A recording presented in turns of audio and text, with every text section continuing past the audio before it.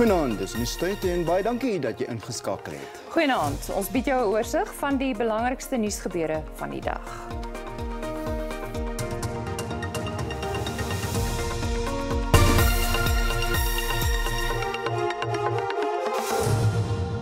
President Cyril Ramaphosa het tydens bilaterale samesprekings met sy amptgenoot van Botswana, Mkhwebane, die land se voortgesette vredespogings in die Suider-Afrikaanse ontwikkelingsgemeenskap geloof.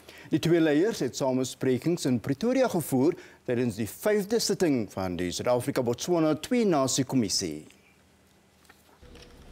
Ramaphosa en Masisi het ook die versterking van politieke en handelsbetrekkinge tussen die twee lande bespreek. We are meeting at a time when both our countries are seeking to reset our economies following stagnation caused by COVID-19 pandemic. As we jointly seek to find ways to bring peace and stability in our region. The efforts of the government of Botswana in support for current regional peace and security program, in particular the contribution of personnel and attendant capabilities to SADC mission in Mozambique is highly commendable. Op sy beurt het Masisi 'n beroep op Suid-Afrika se wetstoepassingsagentskappe gedoen om met sy land saam te werk om misdaad in die twee lande hok te slaan. Hy het kommer uitgespreek oor 'n toename in oorgrens georganiseerde misdaad, insluitend mensenhandel, stropery, kibermisdaad en smokkelary, as ook 'n toename in transitoroofdogte en gewapende roofdogte in beide lande.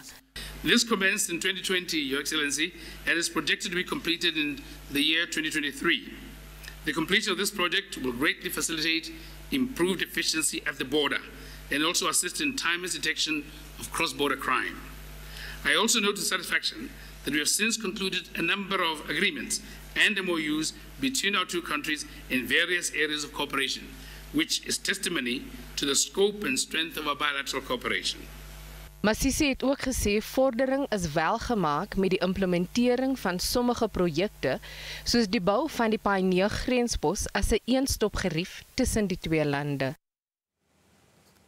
Eskom se beeldkrag sal vanaand 10 uur opgeskort word.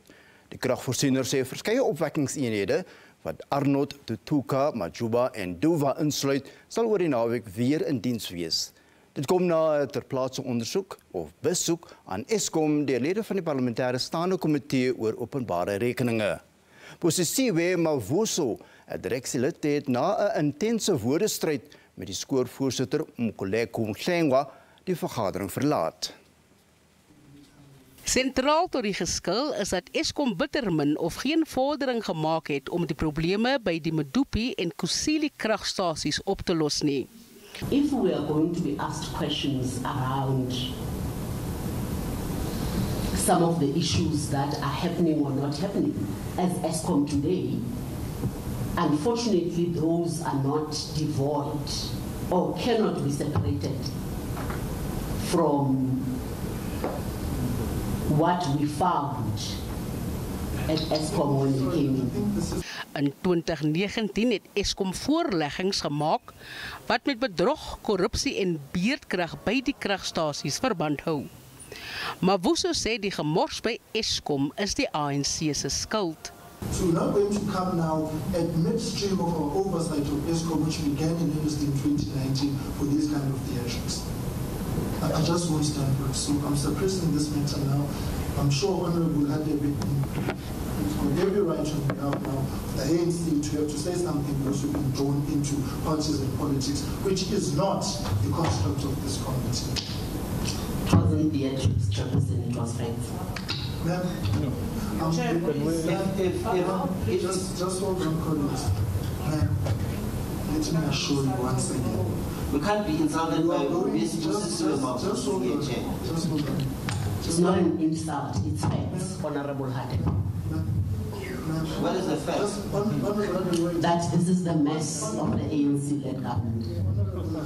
Die jarelange gebrek aan instandhoudingswerk dra ook by tot die gebrekkige lewering van die energie.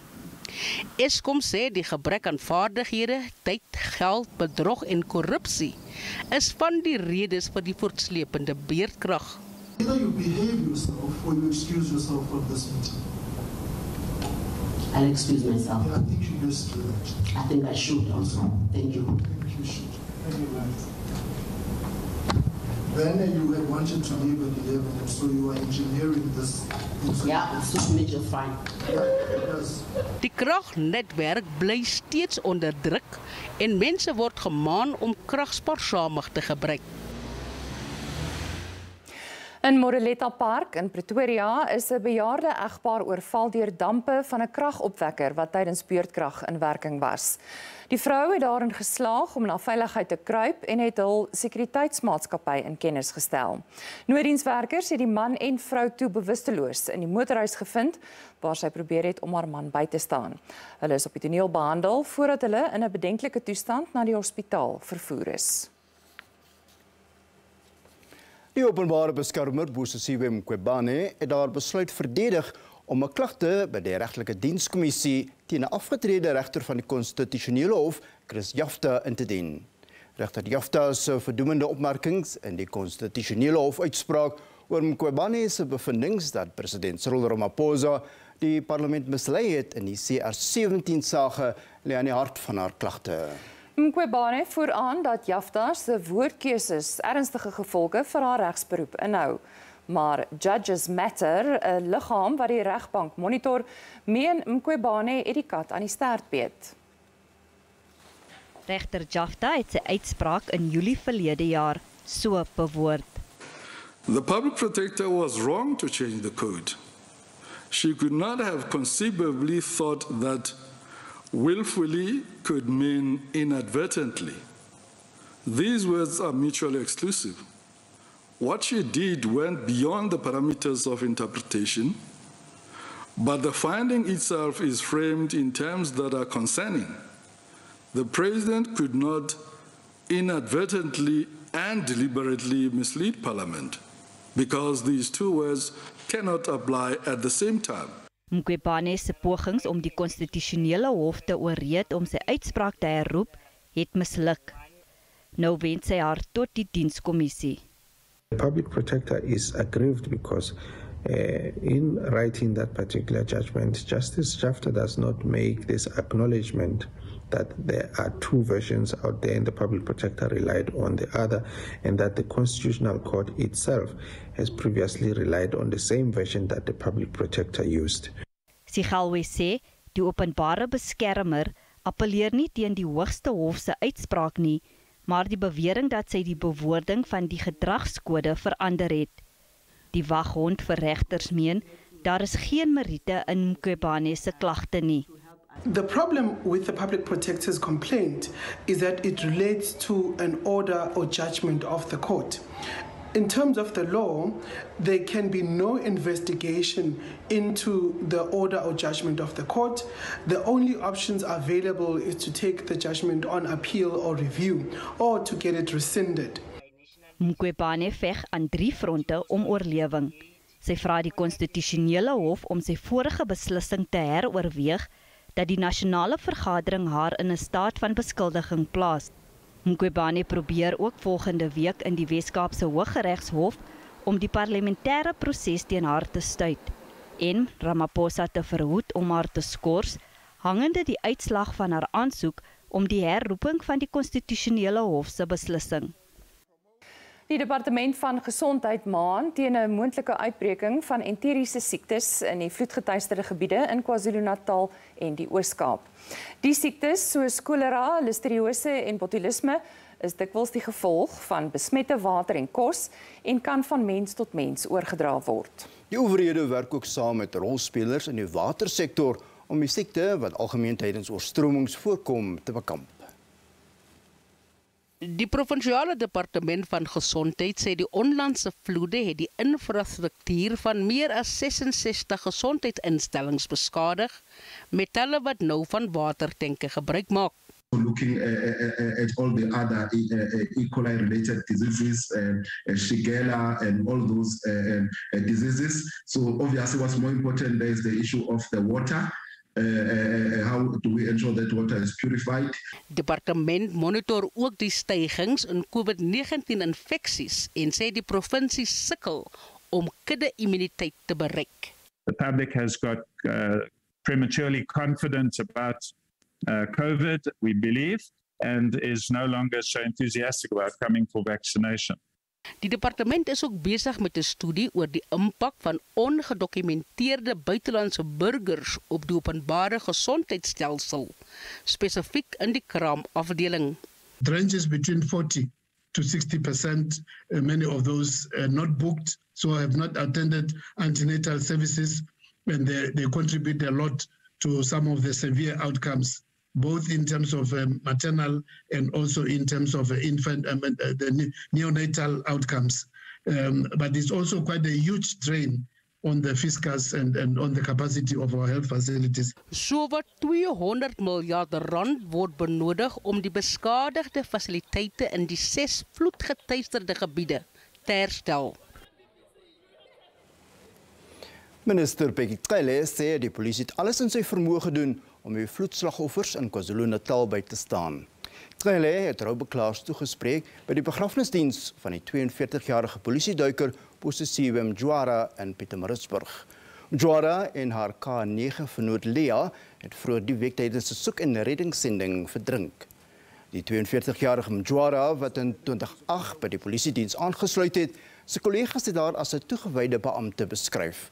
Sy het verdrink toe sy na 3 mense gesoek het wat in die Sondozi rivier vermis geraak het. Mkhwebane het asemhalingsprobleme ervaar terwyl sy in die water was. Die polisie Lea het haar probeer help, maar het ook verdrink. Die Wes-Kaapse premier Ellen Windey het veranderings aan sy kabinet gemaak na die bedanking van 'n provinsiale LER en die afdanking van 'n ander.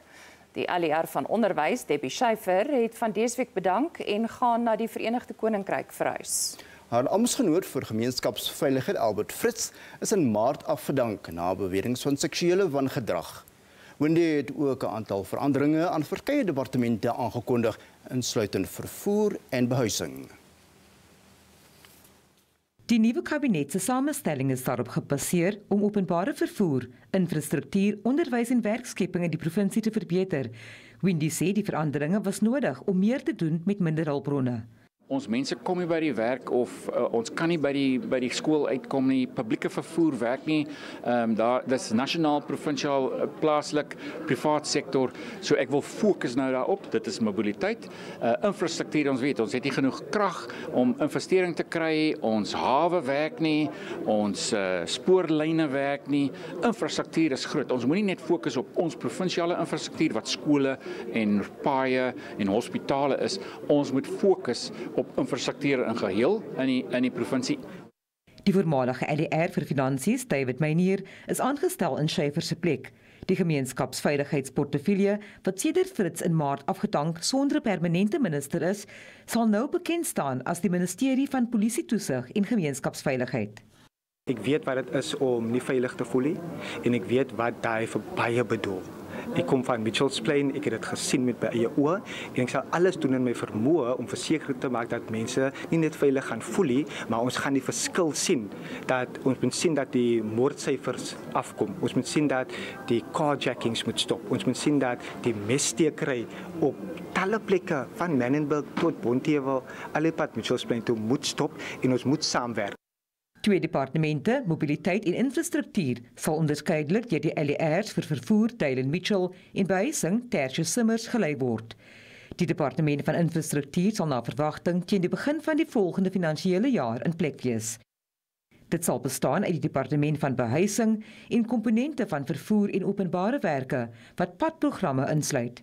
Die Ministerie van Finansies en Ekonomiese Geleenthede sal deur die vorige DA hoofsweep in die provinsie gelei word. The focus areas will of course be good and clean governance with a strong provincial treasury, and then looking how do we remove red tape to make sure that the economy and businesses can thrive in this province. Die amptelike oppositie in die provinsie het 'n aantal van Windey se besluite gekritiseer. He will not be able to bring about the redress that schools in the rural areas, in the historic township areas around the Cape Flats, exactly what Debbie Schaefer did.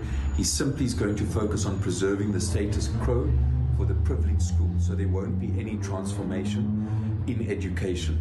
And then there was a perfect opportunity to appoint a competent so-called coloured woman, Advocate Bartman, who's been in the Finance Committee as the MEC for Finance. Wendy sê hy het deeglik oor die aanstellings en veranderings nagedink. Vanessa Puna, SAK nuus, Kaapstad.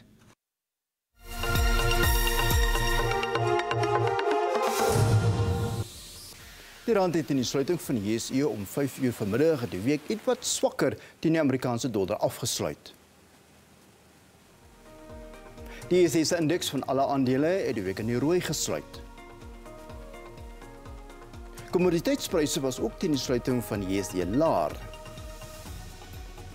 En op die JSE termynmark het die pryse van landbougewasse vir lewering in Mei gestyg.